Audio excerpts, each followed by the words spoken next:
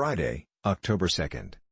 Further thought, the holy pair were not only children under the fatherly care of God but students receiving instruction from the all-wise Creator. They were visited by angels, and were granted communion with their Maker, with no obscuring veil between. They were full of the vigor imparted by the tree of life, and their intellectual power was but little less than that of the angels. The mysteries of the visible universe - the wondrous works of Him which is perfect in knowledge, Job 37:16, afforded them an exhaustless source of instruction and delight. The laws and operations of nature, which have engaged men's study for 6,000 years, were opened to their minds by the infinite Framer and Upholder of all. They held converse with leaf and flower and tree, gathering from each the secrets of its life. With every living creature, from the mighty leviathan that plieth among the waters to the insect mote that floats in the sunbeam, Adam was familiar.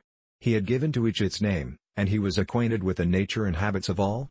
God's glory in the heavens, the innumerable worlds in their orderly revolutions, the balancings of the clouds, the mysteries of light and sound, of day and night, all were open to the study of our first parents.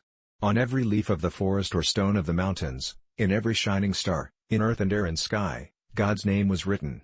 The order and harmony of creation spoke to them of infinite wisdom and power. They were ever discovering some attraction that filled their hearts with deeper love and called forth fresh expressions of gratitude.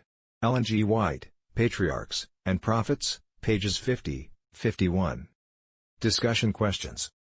If God originally intended for school/work to be an opportunity for humans to encounter Him and His creation, are we still keeping with God's intention in our work today?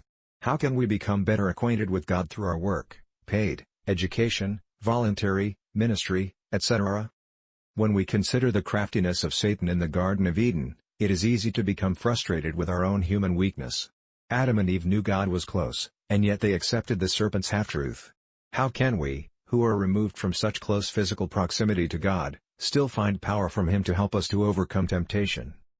Discuss the question of authority and why it is so important to obey that authority. What happens when the lines of authority become blurred? How can authority be abused, and how do we respond when it is? By Adult Sabbath School Guide.